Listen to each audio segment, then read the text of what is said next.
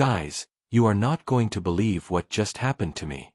The Homeowners Association just demolished my $200,000 dream home with a bulldozer, while I was standing right there, begging them to stop. All because of a $12 fee I supposedly owed. $12, people. But here's what they didn't know. I'm the original owner of all this 3,200-acre land. I own every single house in this so-called luxury community. And the revenge I got? Oh my God, it's so satisfying that I still get goosebumps thinking about it. Stay until the end because what happens to the HOA president Karen will make your jaw drop. And if you think that's crazy, wait until you hear what I found in my grandfather's safe that changed everything. Let me take you back 6 months ago when my life was completely different. My name is Michael Thompson, and I inherited this beautiful piece of land from my grandfather, Old Pete Thompson. Now, my grandfather was what you'd call old school. He bought this land back in 1954 for $800. $800 for 3,200 acres of prime real estate. But here's where it gets interesting, and this is important for later. When Grandpa Pete sold part of the land to developers in the 1990s, he kept what's called superior property rights. Basically, he remained the supreme owner of everything. The developers built this massive community called Golden Eagles Estates, 847 homes, golf course, clubhouse, everything luxury. Average home price? $150,000 to $300,000. And me? I built my dream home right in the middle of it all. A beautiful $200,000 custom house with my wife Sarah and our 2 kids, Emma and Jake. We thought we were living the American dream, folks. We had no idea that the nightmare was just beginning. Now, Golden Eagles Estates had an HOA, and let me tell you, they took themselves very seriously. The president was this woman named Karen Fitzgerald. And when I say Karen, I mean she was the definition of a Karen. Designer purses, BMW, and an attitude that could freeze hell over. It started small. $6 fine because my grass was half an inch too long. $12 because I left my trash can out 30 minutes past pickup. But then it escalated. Karen decided that my house didn't fit the aesthetic vision of the community. My house, guys. The one I designed myself, that cost me $200,000. She demanded I repaint it from blue to approved beige. She wanted me to remove my beautiful oak trees because they blocked sight lines. She even tried to make me get rid of my kids' playground. Every week there was a new letter, a new fine, a new demand. $25, $60, $125. The fines kept piling up because I refused to comply with their ridiculous demands. And the worst part? My neighbors started avoiding us. Kids couldn't play with Emma and Jake anymore. We became the problem family. But I had no choice but to fight back, because what they were asking was completely unreasonable. Little did I know, Karen was planning something that would change our lives forever. 3 weeks ago, I got a certified letter that made my blood run cold. Notice of foreclosure. They were taking my house. My $200,000 dream home. Over $460 in unpaid fines. But the kicker. The final straw was a $12 fine for having a non-regulation mailbox.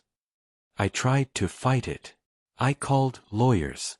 I went to city council meetings. But Karen and the HOA had connections everywhere. My wife Sarah was crying every night. My kids asked why Daddy looked so sad all the time. And then came the day that still gives me nightmares. Tuesday morning, 7 a.m. I woke up to the sound of diesel engines. I looked out my window and saw 3 bulldozers parked in my driveway. Karen was there with a police officer and some guy in a suit. She had this smirk on her face, folks. Like she was enjoying every second of this. I ran outside in my pajamas. What the hell is going on here? I shouted. Karen just waved the foreclosure papers in my face. You had your chance, Michael. Now we're demolishing this eyesore to make room for a proper community garden. A community garden, guys. She was destroying my family's home for some flowers. I begged them. I literally got on my knees and begged. Please, just give me one more week. I'll pay everything. I'll paint the house. I'll do anything. But Karen just laughed. Actually laughed at me. The police officer told me I had 30 minutes to get my family and essential belongings out, or they'd arrest us for trespassing. 30 minutes. People. To pack up 12 years of memories. What happened next was the most heartbreaking thing I've ever experienced. Sarah and I frantically grabbed photo albums, important documents, the kids' favorite toys. Emma was crying, asking why we had to leave our home. Jake, my 8-year-old, tried to be brave. He said, "It's okay, Dad, we'll build a better house." That broke my heart even more. At exactly 8:30 a.m., the wrecking ball swung into my living room. The room where we watched Christmas movies. Where Emma took her first steps. Where we celebrated birthdays. I watched 13 years of my life crumble in 30 minutes. Karen stood there the entire time, filming with her phone. She was making a video for her social media, bragging about cleaning up the neighborhood. Neighbors came out to watch. Some looked sad, but nobody helped. Nobody stood up for us. By noon, my dream home was nothing but a pile of rubble. We had to move in with my elderly mother, all 4 of us crammed into her 2-bedroom apartment. I fell into a depression, guys. I couldn't eat. Couldn't sleep. I felt like such a failure as a husband and father. But then something happened that changed everything. Something that Karen and her precious HOA never saw coming. 2 weeks after losing our home, my mom suggested I go through Grandpa Pete's old papers to see if there was anything that could help. I found myself in her dusty attic, going through boxes I hadn't touched since he died 5 years ago. And then I found it. A safe key taped to the inside of his old Bible, with a note. For when they try to take what's yours. I had chills, people. Literal chills. The next morning, I went to First National Bank downtown. The safe had been paid up for 30 years in advance. Inside were documents that would make Karen and her HOA wish they had never messed with the Thompson family. Original land deeds from 1954. Survey maps. And most importantly, a legal document called a Superior Property Rights Agreement. Now, I'm not a lawyer, but this document was pretty clear. It stated that while Grandpa Pete sold development rights to the land, he retained what's called superior ownership of the entire property. Basically, anyone who bought a house in Golden Eagles Estates was actually renting from MY family. They just didn't know it. Every single house, every road, every tree, the golf course, the clubhouse, Karen's precious HOA office. All of IT belonged to me. But wait, it gets even better. There was also a clause that said if any development on the land caused undue hardship to the original landowner's family, all residents would be subject to immediate eviction and the land would revert to agricultural use. Destroying my house? That definitely qualified as undue hardship. I knew exactly what I had to do. But first, I needed to make sure everything was absolutely legal and bulletproof. I didn't tell anyone about what I found. Not even Sarah. I needed to be 100% sure before I got my family's hopes up again. I took the documents to the best real estate attorney in the state, Marcus Wellington. This guy handles multi-million-dollar deals for celebrities and Fortune 500 companies. His consultation fee alone was $500 an hour, but I figured this was worth every penny. Marcus spent 3 hours going through everything with a fine-tooth comb. Then he looked up at me with this huge smile. "Michael," he said, "this is the most ironclad superior land rights agreement I've seen in 30 years of practice. You don't just have a case, you have a nuclear bomb." He explained that not only did I own all the land, but because of the way the original development contracts were written, every homeowner had been paying property taxes on land they didn't actually own. And the HOA? They had been collecting fees and making improvements on my property without my permission for over 20 years. We're talking about millions of dollars in unauthorized improvements and collected fees. Marcus did the math. $680,000 in collected HOA fees over 20 years, plus $1.2 million in property improvements, plus damages for my destroyed home. Total potential lawsuit value? $2.10 million. But I didn't want money, folks. I wanted justice. And I wanted Karen to feel exactly what she made my family feel. Over the next 2 weeks, Marcus and his team prepared the most comprehensive legal assault in county history. Cease and desist orders for every homeowner. Trespassing charges for the HOA board. Property damage suits. Tax fraud investigations. And the beautiful part? It was all completely legal. Every single move. The day we decided to serve the papers was Karen's birthday. She was throwing herself a huge party at the clubhouse, celebrating another year of terrorizing innocent families.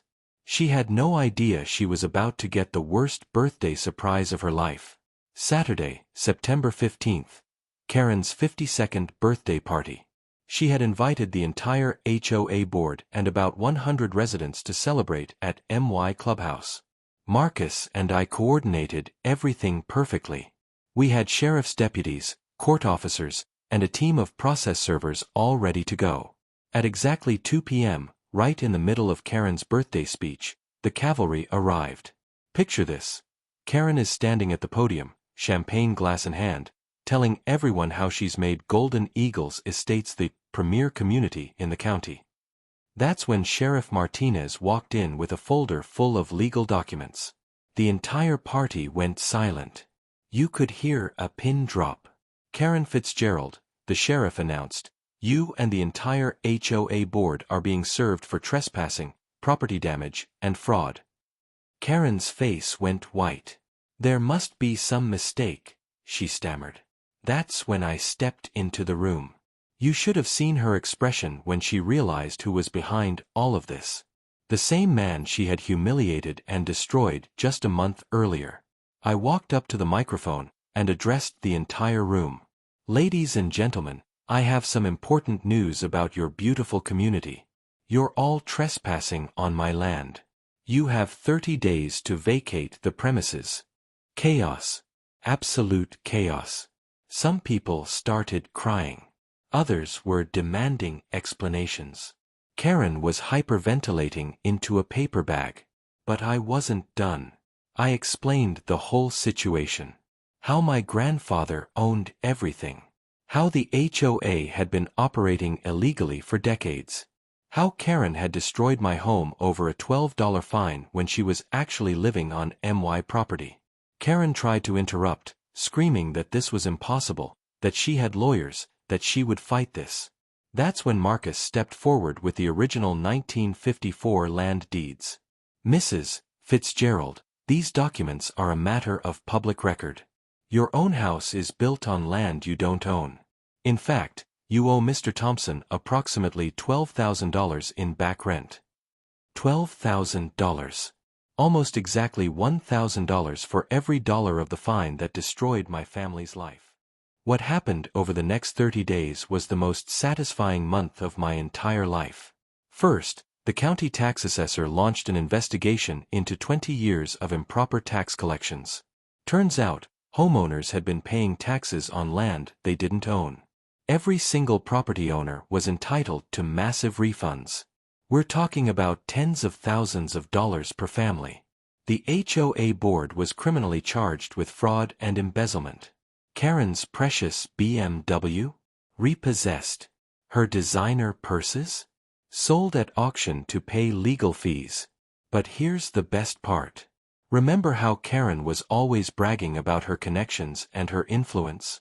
Turns out, she had been embezzling HOA funds for years to maintain her lifestyle. The FBI Financial Crimes Unit found over $50,000 in missing community funds. She was arrested at her day job, which, ironically, was at a bank, and charged with federal embezzlement. 6 months in federal prison, 5 years probation, and she has to pay back every penny. Now, I want to be clear. Most of the residents in Golden Eagles estates were good people who had been manipulated by Karen and the corrupt HOA board. I offered every family the option to purchase their homes at fair market value, with all previously paid HOA fees counted as down payment. For those who couldn't afford it, I set up a rent-to-own program at below market rates. The result: 90% of families stayed, property values actually increased, and the community became stronger than ever. As for my family and me, we built an even better house on the exact spot where our original home stood. $300,000 custom build with every luxury we ever dreamed of. And you know what the best part is? There's no HO. Emma and Jake now have the biggest backyard in the county. Sarah has her dream kitchen. And me, I have the satisfaction of knowing that bullies don't always win.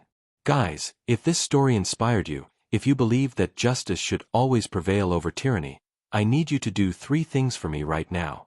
First, smash that like button. Not just a regular like, I mean destroy it. Show YouTube that stories like this matter. That good people deserve justice. Second, subscribe and ring that notification bell if you believe karma is real. This channel is dedicated to stories where the underdog wins and bullies get what they deserve. We're building an army of justice warriors here. And third, tell me in the comments, what would you have done in my situation? Do you think Karen got what she deserved, or should I have gone even harder? I read every single comment and respond to as many as I can.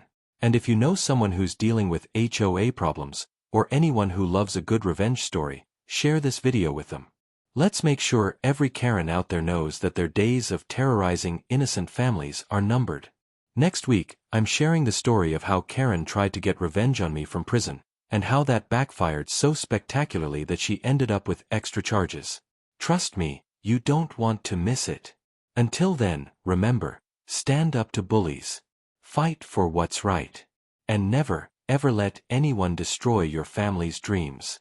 Peace out, Justice Warriors.